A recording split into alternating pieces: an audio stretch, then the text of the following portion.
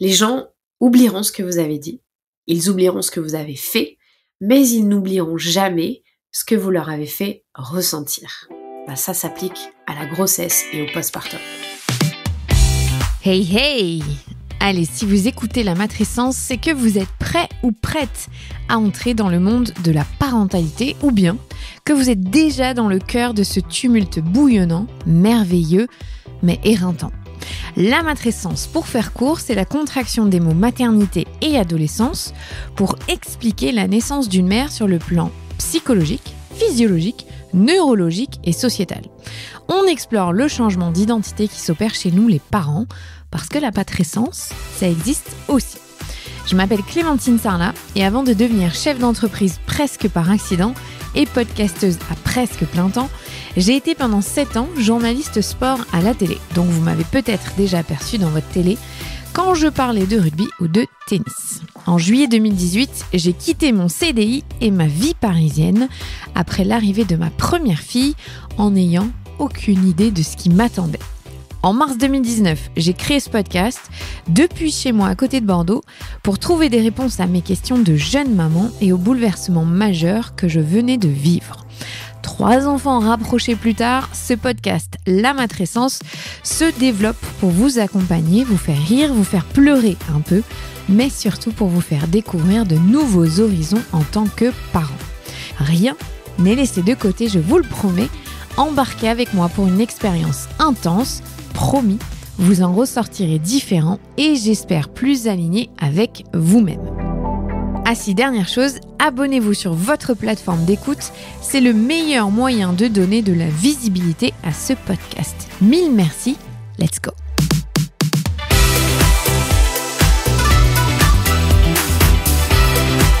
Vous vous souvenez de l'épisode de Baby Clash avec Anna Roy sorti il y a quelques semaines ? Vous savez, Anna Roy, sage-femme, chroniqueuse dans l'émission des maternelles, et qui a sorti un livre il y a quelques semaines concernant le Baby Clash, qui s'appelle Baby Clash, comment s'en sortir sans s'étriper. Le nom parle pour lui-même.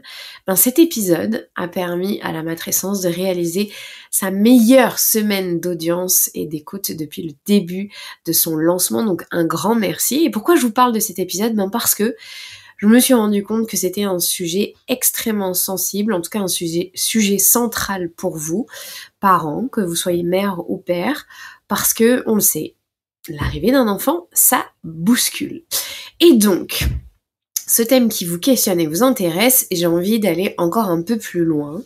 Il y a quelques semaines, j'ai lu un livre formidable sur le couple, de manière générale, pas du tout le couple parental, mais le couple, dont je vous parlerai d'ailleurs en détail la semaine prochaine. Mais dans ce livre, un long passage est consacré au baby clash, ou plutôt à l'arrivée d'un enfant au sein du couple, et toutes les perturbations qui en découlent. Et j'ai trouvé que ce qui était décrit était extrêmement pertinent, et donc je voulais y rajouter du contexte. Le livre dont je parle s'intitule « Les couples heureux ont leurs secrets, les 7 lois de la réussite ». Il est signé John Gottman et Nan Silver. Donc comme je vous le disais, la semaine prochaine, je vous parlerai de 3 des 7 principes que développent Gottman et Silver dans ce livre. Et aujourd'hui, on va principalement s'intéresser au chapitre qui concerne spécifiquement les nouveaux parents et qui peuvent du coup découler parfois sur une séparation, puisque on le sait qu'il y a de plus en plus de parents qui se séparent dans les 3 ans après l'arrivée d'un enfant. Donc, John Gottman, qui c'est déjà, c'est un psychologue américain, professeur émérite de l'université de Washington, mais surtout, il est le fondateur avec sa femme, Julie Schwartz Gottman, du Gottman Institute, qui étudie depuis plusieurs dizaines d'années des milliers de couples dans leur intimité. En fait, ils ont créé un appartement, ils appellent ça la Love Room, et ils étudient des couples dans un habitat classique de 9h à 20h tous les jours, et ils leur donnent des petits exercices à faire pour voir comment ils se disputent, comment ils échangent entre eux, ce qu'ils font de leur journée et ce qu'en ressort de ces datas. Franchement, c'est passionnant ce livre, je vous en parle vraiment la semaine prochaine. Ce livre, c'est donc le fruit de son observation dans leur pratique, avec Nan Silver aussi qui travaille avec lui, qui est psychologue, et le fruit de toutes les études qu'ils ont menées depuis plusieurs décennies sur le sujet du couple. Donc il y a des datas, il y a des recherches scientifiques, c'est passionnant, tout ce qu'a réussi à faire John Gottman. Et donc aujourd'hui, je vais me concentrer sur les éléments qu'il apporte concernant spécifiquement l'arrivée d'un enfant dans le couple et les remous, vite fait, que cela provoque.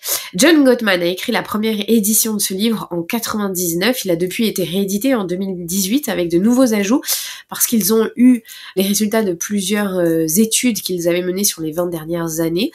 Mais personnellement, je trouve qu'il manque des petits éléments de contexte et des éléments qu'on a pu observer, notamment depuis le mouvement post-MeToo, qui inclut notamment cette très grande notion de patriarcat dont on parlait pas de la même manière en 2018. Donc nous sommes en 2024 et je pense qu'il faut ajouter un petit peu de profondeur à tous les propos de John Gottman. Franchement, c'est passionnant ce qu'il a réussi à faire et ça va beaucoup vous aider ce que je vais vous raconter. Donc toutes les études que cite John Gottman montrent que 67% des femmes, dans l'année qui suit l'arrivée d'un bébé, ressentent une chute probante de leur satisfaction dans leur mariage. 67%, on est d'accord que c'est quasiment 2/3 des femmes ressentent une insatisfaction, en tout cas une chute de leur bonheur à l'arrivée de leur bébé dans la première année. Donc c'est ce que vous avez ressenti ou ce que vous ressentez aujourd'hui, sachez que vous n'êtes absolument pas seul. Pour les hommes, le timing il est différent parce que l'insatisfaction arrive généralement plus tard et il n'est pas lié à l'arrivée du bébé mais plutôt lié à la réaction à la contrariété de leur femme qui du coup crée un gros déséquilibre dans le couple. Donc vraiment, quand la femme est en difficulté à l'arrivée d'un bébé dans son couple, ça a une répercussion ensuite sur l'homme, mais d'abord ça crée une distance et un désengagement de la femme dans le couple. Alors, ce qui m'a particulièrement plu dans son approche, c'est qu'il s'est focalisé sur les 33% restants de femmes nouvelles mères qui éprouvent un bien-être dans leur couple à l'arrivée d'un petit être humain, voire même une satisfaction encore plus forte qu'avant. On a donc, grâce à son livre, la possibilité de se confronter aux éléments précis qui font que la dynamique du couple amoureux fonctionne à nouveau en couple parental. Franchement, c'est précieux. Et tout ça, ce sont des données, des études scientifiques qu'il a menées sur plusieurs dizaines d'années. Alors même si cette dynamique, elle est perturbée comme pour tout le monde, par le manque flagrant de sommeil, par la peur d'être responsable d'un petit être humain, d'une vie humaine, ou encore par l'ampleur des tâches que ça demande d'être de nouveaux parents, ces couples-là, les 33% qui ressentent de la satisfaction, ressortent grandis et plus amoureux encore après l'arrivée du bébé. Oui, je vous jure, c'est possible. Je fais partie des 67%, donc j'étais vraiment happée, accaparée par ce que décrivent Gottman et Silver parce que j'avais envie de comprendre ce qui est la recette magique, la clé pour que les 33% des autres couples réussissent à naviguer dans des eaux pures et belles alors que nous, on est dans les eaux troubles. Donc, dans l'étude de Gottman et Silver, ils ont pris 130 couples qui ont été suivis à partir du jour de leur mariage jusqu'à 9 ans après leur union. Donc ça laisse le temps de voir combien d'enfants ils ont eu, comment ils ont réagi à chaque enfant. Les psychologues ont donc pu tirer des conclusions probantes concernant les facteurs clés qui font qu'un couple est solide ou non en devenant un couple parental. Ce qui m'a le plus surpris dans cette étude, et je sais que ça va vous surprendre également, c'est que l'indication du facteur de bonheur au sein des couples n'est absolument pas impacté par le fait que le bébé dorme ou pas, par le fait que les bébés aient des coliques ou non, par le fait que la maman et le couple aient choisi l'allaitement ou le biberon, par le fait que la mère travaille en dehors du foyer ou que la mère reste au foyer. Tous ces éléments-là n'ont aucun impact sur le bonheur ressenti par le couple. Ça n'a rien à voir. Et vous savez ce que cette étude révèle ? Elle révèle que les mères qui se sentent épanouies, amoureuses et heureuses après l'arrivée d'un bébé le sont parce que leur mari ou deuxième parent expérimente ce changement immense qu'est la matrescence, même si c'est pas nommé comme ça dans le livre, en même temps que la nouvelle maman. Et oui, il s'agit simplement de synchronicité dans ce que vivent les nouveaux parents. John Gottman décrit le changement drastique évidemment que peut vivre une mère au moment de l'arrivée de son bébé. Encore une fois, ça s'appelle la matrescence, ce changement identitaire, ce bouleversement biologique, physiologique, neurologique et physique aussi. Et donc, ce décalage immense qui peut se créer dans les premières semaines de vie du nourrisson, si le père ou le deuxième parent, parce que là il parle beaucoup de couples hétérosexuels, ils ont beaucoup plus étudié les couples hétérosexuels qu'homosexuels, on sait dans la littérature scientifique, les couples parentaux homosexuels sont bien moins étudiés, et j'espère que ça le sera à l'avenir, mais en tout cas, j'imagine que ça peut aussi arriver avec le deuxième parent. Si le père ou le deuxième parent ne prend pas la mesure de ce que devenir parent implique, eh bien ce que je disais, ce décalage immense se crée, et là, il y a conflit. En gros, si les pères ne vivent pas une patrescence ou le deuxième parent ne vit pas une matrescence, les chances que le couple vive bien l'arrivée d'un bébé sont grandement diminuées. Donc remettons toutes ces données dans le contexte de la France déjà, puisque ce sont des psychologues américains qui ont étudié des Américains dans la société américaine, et dans le contexte de 2024. Depuis le 1er juillet 2021, vous le savez, tous les pères au deuxième parent ont le droit de bénéficier d'un congé de 25 jours calendaires à la naissance de leur enfant. Il n'est pas obligatoire, ni assez long, mais il a le mérite d'exister. Je précise, petit aparté, dans les très grosses entreprises françaises et américaines qui sont présentes sur le sol français, il y en a beaucoup qui proposent aujourd'hui 3 mois de congé paternité au deuxième parent, ce qui veut dire que le deuxième parent a le droit à un congé à égalité de la mère. Et j'espère qu'un jour, ou peut-être c'est déjà le cas, des sociologues vont étudier la différence entre ceux qui prennent 3 mois et ceux qui prennent 1 mois, parce que je pense que le nerf de la guerre, il est là, et vous allez le voir, c'est dont on va parler aujourd'hui. Donc maintenant que vous connaissez l'étude de Gottman, vous comprenez pourquoi se battre pour l'allongement de ce congé deuxième parent, il est primordial. Oui, on a 1 mois, oui, c'est déjà une grande avancée. Personnellement, ma première fille, je l'ai eue en 2017, donc clairement, absolument pas eu cette chance d'avoir mon mari à mes côtés sans qu'il travaille, parce qu'il travaillait à la maison, mais il travaillait, donc il n'était pas vraiment là. Parce que pouvoir permettre au duo mère-enfant de devenir un trio serein avec le père ou le deuxième parent, qu'il y ait cette bulle d'amour familial et non une relation exclusive entre la maman et son bébé, où le père s'extrairait petit à petit de la réalité familiale, et ce serait le premier pas vers plus d'égalité. Et au-delà de l'égalité, si vous vous en fichez de l'égalité homme-femme, si ça vous intéresse pas le féminisme, ça veut dire aussi que ça diminue les conflits au sein du couple. Donc en fait, c'est primordial. Si vous avez vécu un baby clash, posez-vous ces questions. Est-ce que votre couple s'est adapté en même temps à l'arrivée du bébé? Est-ce que ça a créé un décalage entre vous deux? Est-ce que du ressentiment est apparu entre vous deux? Voilà, franchement, ce sont des questions essentielles parce que ça permet d'avoir un autre regard sur ce qui s'est passé dans cette période charnière. Je vous apprends rien si je vous dis qu'une femme n'oubliera jamais comment elle a été traitée en étant enceinte ou en postpartum.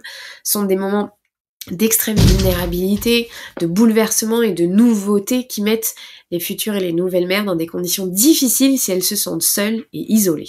D'ailleurs, Maya Angelou, féministe afro-américaine, a écrit une citation remarquable qui s'applique concrètement dans cette situation. Les gens oublieront ce que vous avez dit, ils oublieront ce que vous avez fait, mais ils n'oublieront jamais ce que vous leur avez fait ressentir. Ça s'applique à la grossesse et au postpartum. Je voudrais donc ajouter du contexte, encore une fois, par rapport à notre génération de parents. Je pense que notre génération, assez large, est la première génération qui a grandi avec un modèle de père pas vraiment impliqué dans le quotidien, bien plus que nos grands-pères évidemment, qui n'a pas du tout eu le droit à un congé de naissance conséquent, et qui, grosso modo, perpétuait la répartition des rôles genrés au sein du foyer. C'est-à-dire le père travaille beaucoup, la mère en ressort avec une charge mentale plus, parce que nos mères font aussi partie de cette première génération qui a envahi le marché du travail, et tant mieux, mais donc qui s'est retrouvée avec double charge comparée à nos papas. Voilà, ça c'est de manière générale. Évidemment, il y a toujours des exceptions quand on parle de manière générale. Et donc aujourd'hui, la donne, elle est différente. Ça veut dire que nous, les femmes, on aspire à beaucoup plus d'égalité, on est rentré dans nos années d'adultes en pensant que l'égalité était acquise, et puis on a commencé à travailler, on s'est rendu compte que c'était absolument pas le cas. On a voulu entrer dans ce monde du travail avec la possibilité de trouver un épanouissement aussi avec notre vie familiale, et on s'est confronté à la réalité que c'est pas toujours le cas. De leur côté, nos conjoints, nos maris, les pères de nos enfants, eux, n'ont jamais eu à se projeter en tant que père, en tant que jeunes adultes, en tant qu'hommes, dans le fait qu'ils allaient devoir un jour s'arrêter de travailler lorsqu'ils auraient des enfants, en tout cas dans les premières semaines. C'est pas le cas pour nous. Nous, on le sait toutes que quand on devient mère, quand on tombe enceinte et quand on va avoir un enfant, il y aura une coupure dans notre carrière. On a vu nos mères le faire potentiellement et ça fait partie des acquis sociétaux auxquels on a le droit à un congé maternité et tant mieux. Sauf qu'il y a un décalage puisque nos conjoints, nos maris, eux, ne se sont jamais projetés là-dedans. Et depuis 2021, on leur demande de le faire. Et on leur demande de le faire, ça demande donc pour eux de renoncer à des privilèges. C'est forcément renoncer à des privilèges et ce changement de mentalité, ça prend du temps, ça prend énormément de temps. On n'y est pas encore pour notre génération, j'espère que ce sera le cas pour les Gen Z ou les Gen X. Pour nous les millennials, on navigue entre ces deux stéréotypes en fait. Et c'est pas si simple de réussir à décortiquer, à détricoter tout ce qu'on a appris inconsciemment et toutes les attentes qu'il y a envers les mères et les pères dans cette société. Donc je le dis, c'est pas si simple pour les hommes. Je sais qu'on peut tout être dans la colère et on peut tout avoir ce type d'agacement quand on voit qu'ils ne le font pas. Et on peut tout être émerveillé pour ceux qui le font et tant mieux. Heureusement évidemment qu'il y a des pères qui s'impliquent et qui sont là. Mais de manière générale quand même, ça prend du temps ce type de changement. Donc pour ceux qui accueillent la paternité à bras ouverts en ayant conscience que cela est bénéfique pour eux, pour leurs enfants et leurs compagnes, eux ils ont un temps d'avance sur les autres et surtout sans s'en rendre compte, ils protègent leur couple sur le long terme. Et oui, parce que c'est ce qui ressort donc des études qu'ont mené Gottman et Silver. Il faut un changement de paradigme autour de ces sujets et ça va se faire petit à petit. Dans le livre, Gottman évoque les pistes pour réussir à combler ce décalage et je vais vous en donner plusieurs. Pour lui déjà, il est clair que le père, dans les relations hétérosexuelles, doit accepter que sa femme a changé, qu'elle sera plus jamais la même, hello la matrescence, et que la liberté, pour ceux qui ont un premier bébé évidemment, qu'ils avaient en tant que couple est différente. Ça, il faut que le père l'intègre et ça met plus de temps pour un père à intégrer que pour une maman. Faut donc s'adapter à cette nouvelle réalité et non pas la fuir. Donc lui, il raconte, Gottman, que les couples dans les premières semaines de vie du bébé, il pense, je vous traduis ce qu'il dit, et je suis plutôt d'accord avec lui, qu'ils doivent éviter de suivre les conseils un peu populaires d'experts et d'expertes où on vante, vous savez, cet équilibre entre le couple et la famille, comme s'il y avait en fait une balançoire sur laquelle on poserait d'un côté le bébé et de l'autre le couple, comme s'ils étaient à l'opposé en fait, l'un de l'autre, et qui devaient s'équilibrer. Lui, il veut plus nous amener vers une fusion du trio, du quatuor, ou de plus s'il y a déjà des enfants, dans les premières semaines de vie. Je vous donne un exemple, quand ma première fille est née, 10 jours après notre sortie de la maternité, on est allés déjeuner tous les trois dans un restaurant sur les quais de Bordeaux. Et je me souviens m'être mise à pleurer parce que je me sentais absolument pas à ma place. Je me sentais en décalage avec le monde. J'avais envie d'être dans mon cocon familial. Je me sentais agressée d'être à l'extérieur. Je me sentais vraiment vulnérable. Et je sais que mon mari n'avait pas du tout compris ma réaction à ce moment-là. Lui qui vivait en fait une patrescence complètement décalée avec moi. C'est-à-dire dans les 10 premiers jours de l'arrivée de notre bébé, moi, mon monde venait d'exploser, pas lui. Et donc ça avait été un moment de « Ok, tu pleures parce qu'on est au restaurant, mais qu'est-ce qui se passe ?» Et c'est vrai que moi, je le ressentais au fond de moi-même, j'avais besoin et j'avais très envie d'être dans un trio en permanence, qui est que nous, d'être dans cette fusion des premiers temps. Deuxième, troisième bébé, on l'a fait avec beaucoup plus de facilité. Je me suis pas imposée de reprendre une vie normale avec des guillemets, comme si de rien n'était, alors que j'étais pas capable et que je n'avais pas envie.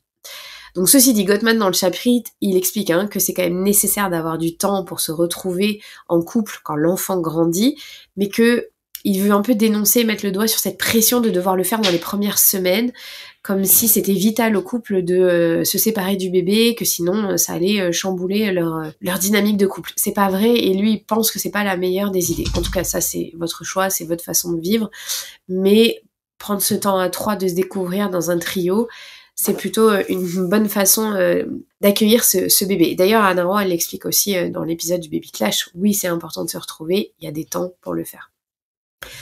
Ce qu'il lui veut transmettre, c'est que la stigmatisation des parents qui seraient absorbés par leur enfant et qui ne prendraient pas de temps pour eux, pour lui c'est néfaste et je le comprends parce que au contraire cette envie commune d'être avec son bébé, c'est bon signe en fait. Et petit à petit, si vous êtes dans ce moment-là de votre vie, je vous assure, l'apprentissage de se retrouver fera son chemin.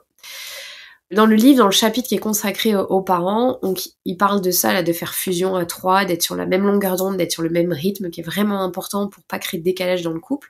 Il donne aussi 6 pistes, 6 petites astuces qu'on peut mettre en place, concernent principalement le couple hétérosexuel, je veux le dire. Donc je vous les donne parce que j'ai trouvé qu'elles étaient très intéressantes, pour que vous puissiez vous épanouir encore plus en tant que couple parental et non seulement couple amoureux. Déjà, primordial, première chose, concentrez-vous sur le lien qui existe entre vous deux. Parlez si possible en amont avec votre conjoint ou votre conjointe de vos envies, de vos attentes dans le fait d'être parent, dans ce dont vous aimeriez continuer de faire quand vous êtes en couple, ensemble, avec bébé, sans bébé. D'ailleurs, dans le guide du postpartum qu'on a publié en février, vous pouvez toujours le retrouver sur les réseaux sociaux en envoyant par DM postpartum ou en allant sur le site www.lamatrescence.fr. Vous pouvez aller le retrouver, ce guide. On vous avait concocté ça le mois dernier, on vous avait mis des questions pratiques qui allaient en ce sens en fait. Pour le coup, c'était vraiment des questions pratiques. Comment on gère l'arrivée du bébé, qui donne le biberon ou s'il y a allaitement, qui change les couches, qui se lève la nuit, comment ça se passe pour que la maman respire une fois que le papa est reparti travailler ou le deuxième parent. Bref, il y avait vraiment tout un pan organisationnel qu'il faut prendre en compte à l'arrivée d'un nouveau bébé. Mais la semaine prochaine, le guide du mois de mars qui va sortir, lui, va vraiment se pencher et s'intéresser à comment on nourrit le lien du couple parental en dehors de la question organisationnelle. Parce que c'est sympa d'être en mode family business, mais c'est cool aussi de retrouver du lien humain et de pouvoir faire des choses ensemble. Donc, la semaine prochaine, vous pourrez télécharger ce guide si vous sentez que le lien entre vous est en train de s'effriter et que vous partagez plus grand-chose. Il y a des moyens de faire le point et d'essayer de retrouver cette amitié qui était là dans votre couple au début. Ça, c'est la première chose. La deuxième chose, ne pas exclure le papa ou le deuxième parent des soins du bébé. Alors, pour ce volet, il nous met un petit taquet à nous, les mères omniscientes, et il a pas tort, je vais être très honnête avec un petit peu de recul. Moi, je suis clairement tombée dans cette catégorie de mère omnisciente. Je traduis, de mère qui sait tout et qui veut tout faire et qui pense qu'elle sait mieux faire que tout le monde, avec ma première fille, et je pense que je le suis encore aujourd'hui, et c'est un de mes gros défauts, mais c'est compliqué quand c'est mon sujet de prédilection, que j'en parle tous les jours, toutes les semaines, que j'ai lu 50 000 livres. Forcément, j'ai de l'avance, donc c'est difficile de rester à sa place parfois. Et je sais que c'est source de tension dans mon couple et que moi, je dois rectifier le tir. Mais en fait, quand on entre dans la parentalité en tant que jeune maman, certaines d'entre nous, je m'inclus vraiment dedans, on a une grande tendance à ne pas vouloir lâcher prise sur le comment un soin doit être fait, comment on doit s'occuper du bébé. Et pourtant, au fond, nous, on sait qu'on sait pas mieux faire, mais qu'on a appris sur le tas.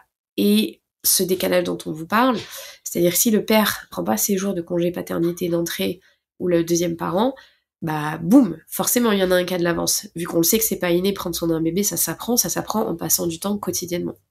Donc ça, c'est à rectifier d'entrer sur le temps passé ensemble pour que le père ou le deuxième parent ne s'en sente pas exclu. C'est aussi à lui de faire cet effort, d'être présent et de montrer qu'on peut lui faire confiance et donc de participer, de s'intéresser.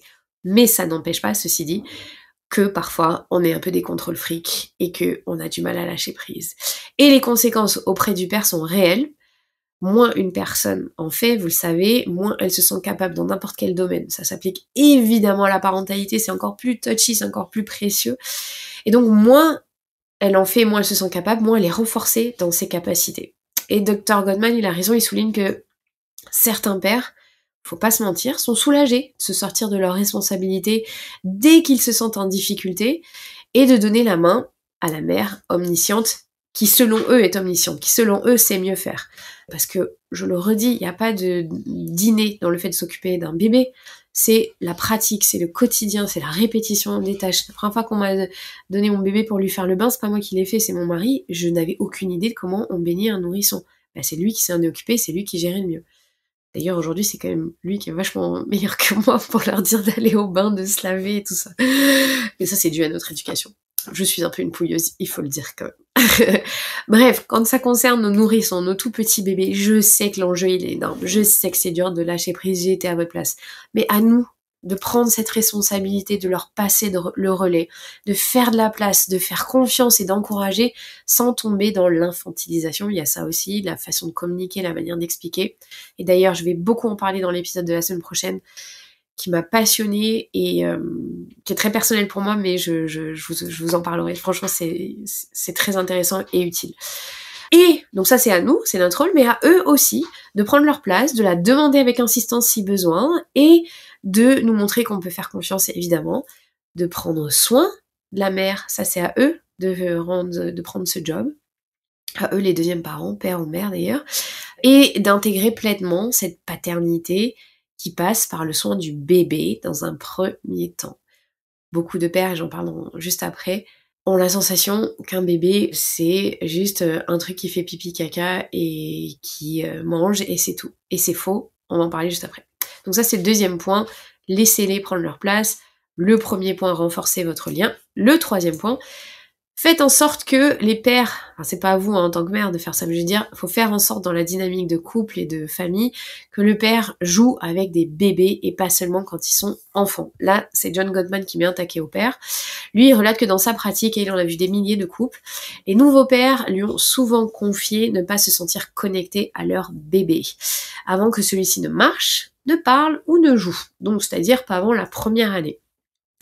La conséquence, c'est qu'ils ratent une grande partie de la connexion à leur enfant qui s'établit dans les premiers moments de vie en s'extrayant de l'interaction des débuts de vie d'un bébé. Si vous avez déjà passé beaucoup de temps avec un bébé, vous le savez, le temps peut être très long. Oui, ça, on est tout à fait d'accord, surtout si on est le seul adulte à s'occuper d'un bébé. C'est différent quand on est deux. Mais vous savez aussi, et vous avez aussi pu le constater, que leur évolution quotidienne, elle est impressionnante. À ces âges-là, chaque jour, chaque semaine, il y a une nouvelle acquisition, il y a un nouveau sourire, il y a un nouvel émerveillement, il y a toujours quelque chose auquel on peut se raccrocher et donc nourrir ce lien. On ne fait pas rien quand on s'occupe d'un bébé, c'est ultra important. On le rappelle, un nourrisson ne peut pas survivre sans son parent, ne peut pas survivre sans sa figure d'attachement, donc c'est d'autant plus primordial d'être là dans les premiers moments de vie. Donc ça, c'est leur responsabilité, il faut qu'ils apprennent à changer leur point de vue face à un bébé. Ce n'est pas chiant, un bébé. Enfin, on est d'accord, quand on s'occupe seul d'un bébé en étant adulte, ça peut très vite le devenir. Mais quand on est deux, quand il y a une communauté, quand il y a des interactions avec d'autres, c'est complètement différent. Donc voilà, prenez le temps de ça avec vos enfants. Si vous êtes un papa qui écoutez, c'est vraiment important. Ou si vous écoutez ensemble en couple, je sais que vous êtes beaucoup à le faire. Ayez ça en tête. Quatrième chose, reprenez des temps amoureux une fois que vous êtes à l'aise de laisser votre bébé avec quelqu'un d'autre. Je le sais, plus facile à dire qu'à faire pour certaines personnes. Il y en a pour qui c'est ultra simple, mais tant mieux pour elles et pour vous. Il n'y a pas de bon timing, c'est votre ressenti à vous. Moi, perso, ça m'a pris beaucoup de temps d'être capable de laisser mon bébé à quelqu'un d'autre que le papa. Moi, j'ai besoin de sortir de la phase de nourrisson ou du tout petit bébé pour en être capable. Donc ça veut dire, pas avant 8-9 mois, je suis pas capable de le laisser à un autre adulte pour prendre du temps pour mon couple. Je me sens mal à l'aise en fait dans ces cas-là. Et j'ai eu 3 enfants, donc j'ai pas réussi à le faire avant à chaque fois ces temps-là. Mais promis, un jour, quand vous repartirez sur un rythme où vous aurez du temps pour vous, vos conversations ne tourneront plus forcément que autour de vos enfants. Pour la petite histoire, on est parti à Marrakech 4 jours, c'était notre Parents Moon, comme je l'appelle. Et je crois qu'on a parlé de nos enfants une fois. Vraiment, ça m'a surprise, on en a reparlé après, parce que on est passé à ce stade où on n'est plus absorbé à 100% par nos enfants. Notre dernière a 2 ans, donc on sort vraiment de cette phase de la toute petite enfance, et on a passé 4 jours à parler de nous, de nos aspirations, de nos envies, de notre couple, de nos vies, en fait, des 10 ans qui sont passés, ça va bientôt faire 10 ans qu'on est ensemble. Et c'était génial, c'était hyper agréable. Alors que je vous assure, les premiers temps où on allait déjeuner ou dîner ensemble après l'arrivée de nos enfants, bon, déjà souvent il y avait encore le bébé dans le cosy, parce que j'allaitais, mais à part regarder des photos et parler de nos enfants, on se dit mais on a rien à se dire, et c'est des flippants. Mais je vous jure que ça revient après. Alors la 5e chose qu'il faut retenir, elle concerne les pères, et c'est nous, en tant que mères, d'être sensibles à la transition que vivent les hommes au moment d'entrer dans la paternité. Je sais, je prends des pincettes, je sais que ce conseil peut peut-être vous agacer, vous déclencher, parce qu'en tant que femme, je sais qu'on vit beaucoup de choses intenses dans les premiers mois, et qu'on n'est pas assez reconnu dans ce qu'on traverse la plupart du temps, en tout cas par la société en général, par l'entourage parfois, et aussi parfois par notre conjoint. Mais Je crois que c'est très important de le dire, il a raison, John Gottman, de le souligner. Les pères, ils traversent aussi des périodes difficiles au moment de devenir autre chose qu'un homme, au moment d'être responsable d'une vie humaine. Et là, c'est moi qui rajoute ce point-là. En 2024, on le sait, les hommes ont rarement d'espace pour en parler, pour parler de leur vulnérabilité, pour parler de leurs émotions. C'est une construction sociale qui est extrêmement complexe à inverser. C'est difficile pour eux de se décharger leurs inquiétudes sans paraître pour faibles. Donc il y a tout un travail à faire qui n'est ni de leur faute ni de la nôtre, qui est le fruit de millénaires de patriarcat, de renforcement de cette masculinité où il faudrait toujours être fort et ne jamais montrer que c'est difficile. Si vous êtes un homme, vous écoutez, s'il vous plaît, n'oubliez jamais, par exemple, que Teddy Riner, je sais plus combien de médailles de champion du monde il a, est le premier champion olympique français à ouvertement avoir dit qu'il avait une psychologue, qu'il voyait une psychologue toutes les semaines, et que cette psychologue est géniale. D'ailleurs, vous allez beaucoup rigoler, je fais une grosse digression, mais j'ai interviewé sa fille dans le podcast, elle s'appelle Nawal Aboum, elle est neuroscientifique, elle parlait des écrans. Bref, cette psychologue qui accompagne les sportifs de haut niveau, elle est primordiale à eux. Donc, vous voyez, on peut être Teddy Riner, un modèle de masculinité, et admettre qu'on pleure, admettre qu'on a des difficultés psychologiques, admettre que c'est pas du tout tabou et que c'est nécessaire et que c'est grâce à ça, ce travail mental, qu'on peut être au top pendant autant d'années. Teddy Riner, j'aurais dû regarder combien il a de médailles avant de parler dans ce podcast. Mais... Bref, c'est un exemple de régularité au haut niveau. Et donc, notre rôle, nous, en tant que femmes, en tant que mère, c'est d'être présente pour eux et de leur montrer de l'intérêt et de leur dire que c'est ok, en fait, qu'ils vivent une transition difficile. Moi, je suis la première à l'arrivée d'Ella en 2017 à avoir complètement shifté mon attention sur mon bébé à 100%. C'est-à-dire que je me suis plus du tout intéressée à mon mari. C'était extrêmement flagrant. Enfin, franchement, c'était flagrant juste dans le lit, on faisait du cododo. Avant, on dormait ensemble, en câlin. Là, c'était... Je pouvais pas, j'étais collée à mon bébé, j'étais tournée vers mon bébé. Juste ça, symboliquement, je pense que c'est fort. Et ça a dû être difficile à vivre pour mon mari. J'en sais rien à l'époque juste de voir ce changement immense arriver du jour au lendemain, parce que ça a été du jour au lendemain. Et moi, j'avais plus de disponibilité ni de réel intérêt pour lui. Et je sais que ça laisse des traces. Alors ça dure pas, cette fusion, mais se sentir exclu d'un coup, ça doit pas être simple. Donc, soyons sensibles à la transition que vivent les hommes. Nous ne sommes pas les seuls à vivre ça. Même si c'est en décalé, même si ça peut nous agacer, même si on se sent pas assez comprise. Et enfin, le dernier, il est pour vous, mesdames, il est pour nous, les mères. Le dernier, qui est écrit en anglais, parce que j'ai lu ce livre en anglais, je vous le dis, Give Mom a Break. Vous avez tout compris. Laissez respirer les mères. Donnez-leur du temps. Trouvez donc en tant que papa un temps ou deuxième parent pour faire en sorte que la maman puisse se reconnecter à elle d'abord et ensuite au monde extérieur, quand elle en a envie, quand elle le désire, quand elle est prête. Par exemple, prenez bébé pour une balade en poussette ou en porte-bébé en dehors de la maison. Laissez-lui du temps chez elle sans qu'elle ait à se soucier si le bébé va bien, s'il respire, sans qu'elle soit sur cette hypervigilance, qu'elle puisse être détendue dans son environnement, dans son cocon familial si elle se sent pas encore de se reconnecter au monde extérieur. Je vous assure que vous allez marquer des points si vous faites ça et que ça fera du bien à tout le monde. Et un bébé peut survivre 1 heure en balade avec vous, je vous assure, si vous avez du mal à ça dans les premiers temps, c'est possible et ça peut paraître banal pour certains d'entre vous, mais c'est essentiel pour que la mère redescende de l'hypervigilance, ne soit pas sur le qui-vive en permanence et se demander si elle doit faire quelque chose, qu'elle puisse juste être et ne pas faire. Petit rappel comme ça, les nouvelles mères et les mères en général accomplissent des tâches incroyables au quotidien. Elles ont besoin d'un break. À vous de décider ensemble à quoi il va ressembler. Mais soyez sensibles aussi à ça. On a besoin de respirer quand on vient d'avoir un tout petit bébé. Ça peut être de 1000 façons différentes, mais faites-le. Je le redis, vous allez marquer des points. Voilà, ce sont les 6 autres conseils pour que la transition entre le couple amoureux et le couple parental se déroule au mieux. Faites passer le mot, ça pourrait sauver quelques familles et quelques crises difficiles à gérer. Ce livre, je vous en parle encore une fois plus intensément la semaine prochaine. Je vous le rappelle, il y a 7 lois qu'ont sorti John Gottman et Nan Silver qui montrent que le couple peut être solide si on passe par ces 7 phases-là. Et je vous parlerai de 3 d'entre elles qui sont pour moi primordiales. À vous si vous avez envie d'acheter le livre et de découvrir un peu plus de le faire. J'espère que cet épisode vous a aidé, vous a donné des clés concrètes pour arriver à passer cette transition du baby clash différemment. Merci d'avoir écouté cet épisode. Prenez soin de vous. Vraiment, prenez soin de vous, je le dis avec beaucoup de sincérité. Et puis on se retrouve vendredi.